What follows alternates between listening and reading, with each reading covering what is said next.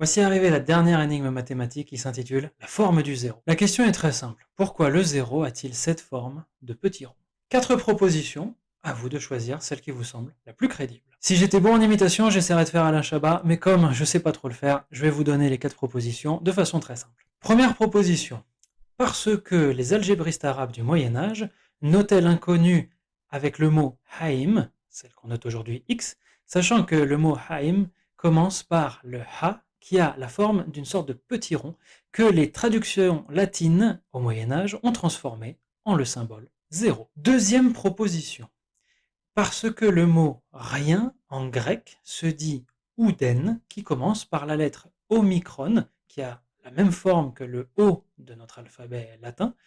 Et donc ce omicron, ce petit O, s'est transformé peu à peu avec le temps en un symbole zéro tel qu'on le connaît aujourd'hui. Troisième proposition, parce que les prêtres égyptiens notaient le vide en hiéroglyphe avec le symbole de l'œil d'Horus, qui s'est ensuite simplifié dans les traductions en perse sous la forme d'un petit rond.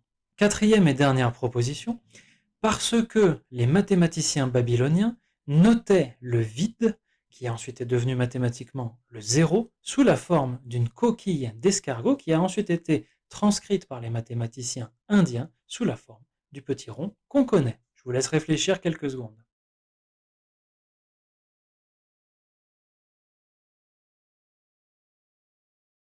Alors je ne sais pas exactement parmi ces propositions si elles vous ont toutes semblé absurdes ou toutes semblé crédibles. Il y en a véritablement une seule qui est vraie et trois qui sont complètement bidons. Celle qui est vraie, c'est celle qui est liée aux Grecs. En fait, ce sont les astronomes grecs de la période hellénistique, c'est-à-dire après Alexandre le Grand. En particulier, on est dans le deuxième siècle avant Jésus-Christ jusqu'au deuxième siècle après Jésus-Christ.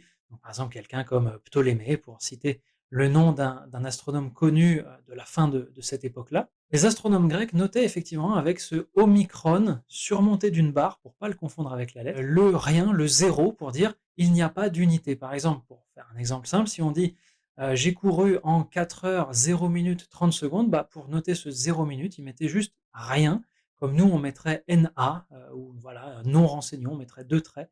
Eux, ils mettaient l'omicron surmonté d'une petite barre pour pas le confondre avec la lettre omicron. Et c'est comme ça que ce petit symbole de rien du tout est passé chez les Indiens qui ont beaucoup lu l'astronomie babylonienne, mais aussi l'astronomie hellénistique. Et que là, vraiment, chez les Indiens, le zéro est devenu vraiment un nombre à part entière, sous la forme qu'on lui connaît jusqu'à aujourd'hui.